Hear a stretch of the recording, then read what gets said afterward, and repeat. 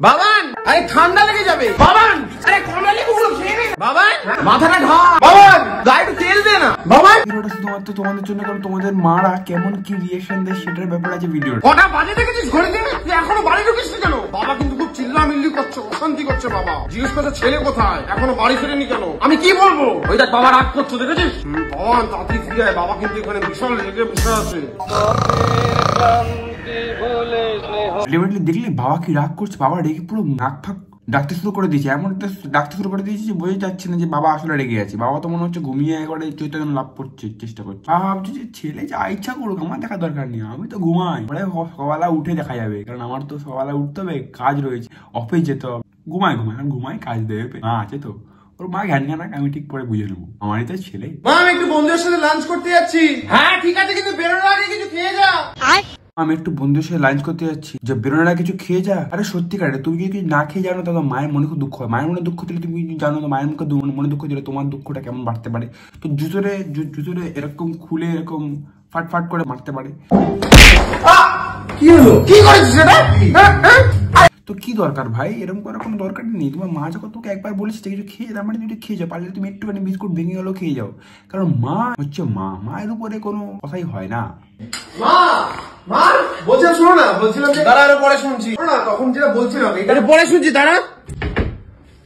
বাবান, বাবান, হ্যাঁ বলো। এদিকে শোন, এই দেখ আমাদের এই সায়েন্স সিটিতে ইন্টারন্যাশনাল মেগা ট্রেড ফেয়ার হচ্ছে। এই আমাকে মাম্পু পাঠালো, আমি তোমার সকালে দেশ বিদেশের জিনিসপত্র পাওয়া যাচ্ছে এখানে। এই ঘর দোর সাজানোর, তারপর শাল, তারপর আরো কত কিছু লোকেরা কেনাকাটা করছে। এই দেখ না এখানে। তুই আমাকে কেন সবাই খোঁজ খবর দিবি? সেটা তুই যাবি। এটাই দেখাতে গেছিলাম তোমাকে।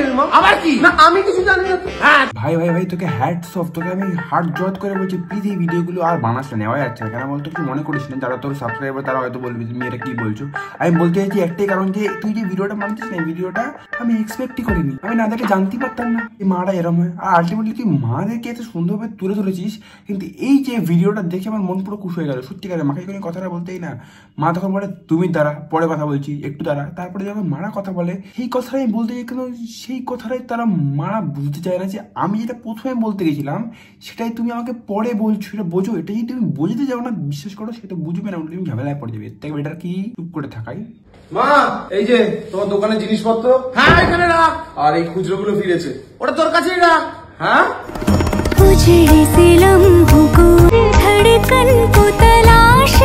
তোর মতো এত সুন্দর করে কেউ কোনোদিন দেখায় না। আমি তো অবাক হয়ে গেলাম, যে তোর মাকে বললি মা আমি তোকে ফেরত পেয়েছি। দেখো সত্যি বলতে কি, তুই এই কথাটা যে ভেবেছিস, এই মাদের ব্যাপারে ভেবেছি, আমি তো হ্যাটস অফ।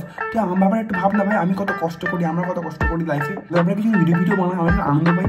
কারণ আজকে এই টাকাটা যে এই টাকাটা এখন যে মাকে হিসাব দিয়েছিস, মা যখন আনন্দ পেয়েছে, জানিস হিসাব না দিস না তো মা পিটিয়ে ছাড়া পাড়া তুলে নেবে। ওই জন্য হিসাবে দেখা যায়, তুই যে রোলটা প্লে করছিস মায়ের খুব সুন্দর। কারণ আজকে যদি রোলটা না প্লে করছিস না, তাহলে কিন্তু তোমার সত্যিও খারাপ লাগে। As usual you are right, না ফেরত দিতেই হবে, আর না ফেরত দিলে তো ঝাড় খাবি। আর ওই জন্য তো মা তোকে বললো যে আনন্দ পেয়েছি। টাকা হচ্ছে এমন জিনিস না লাইফে, যে কেউ মুখতে দিলে ভালো লাগে, সেটা কিন্তু মা বাবাতেই পাওয়া যায়, আর কেউ দেয় না।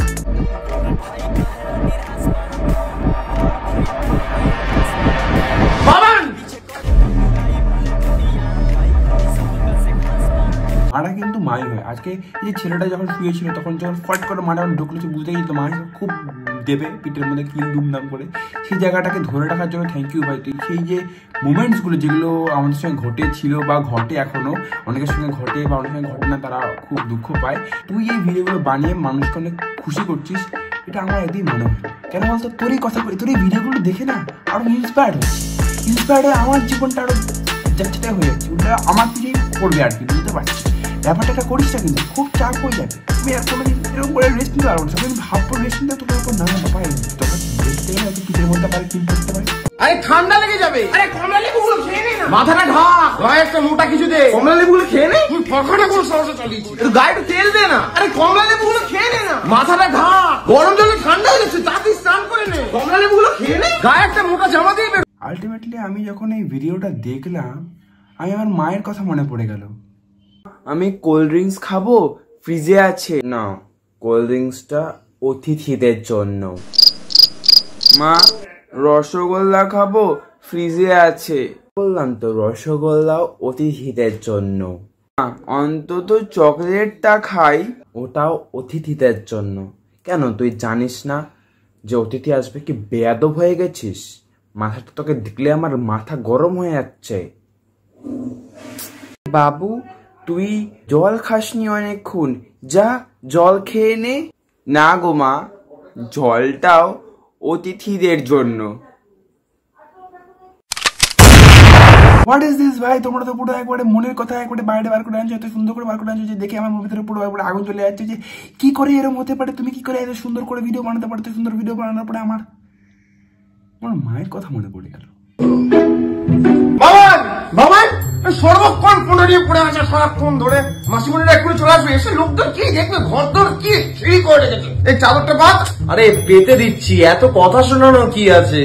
মা হয়ে গেছে। সর্বনাশ! কি করলাম? এটাকে উল্টো চাদর পেতে দিস তুই, শয়তান। এটা উল্টো? তোকে তো কাজ বললে কাজ বাড়িয়ে দিস। তুই ভাতের আইটা তুলে দে, আমি এটা করে দিচ্ছি। ঠিক আছে, করে দিচ্ছি। কি হলো? কি করেছিস এটা? ভাতটা ফ্রিজে ঢুকাতে বলেছিলাম, ফ্রিজের মাথায় তুলে দিতে বলিনি। বুঝতে পেরে গেছি। এই তুই পর্দাগুলো টাকা। তুমি যাই করো না কারণ তোমার সঙ্গে হচ্ছে তোমার মা তোমাকে সবসময় তোমাকে প্রবলেম ফেস করাবে, কারণ তুমি প্রবলেমে পড়ে যাচ্ছ, কারণ তোমার মা তোমার প্রবলেম ফেলে বলেই তুমি প্রবলেমে ফেস করবে, কারণ তোমার মা তোমাকে সবসময় তোমার কাজে তুমি কাজগুলো করতে পারো না, তুমি প্রবলেমে পড়ে যাও। এটাই তোমার একবারে মনে হয়? একদমই নয়।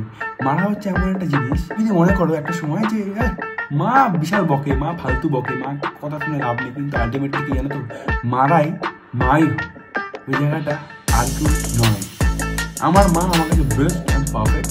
যদি ঝামেলা ঝঞ্ঝাট চাই হয়ে যাচ্ছে কেন, তবু আমি আমার মা বাবাকে সবসময় সেরা পরিচালনা করবো, কারণ তারা যাই বলতে কেন তবু আমার তারা বেস্ট ফ্রেন্ড। আর একটা কথা বলতো, তোমরা কি করছো? তুমি সাবস্ক্রাইব করো, সাবস্ক্রাইব করলে একটু আনন্দ খুশি হবো, আমার যেটা খুব ইম্পর্টেন্ট। তোমাদের খুশি দাও। Bye, subscribe.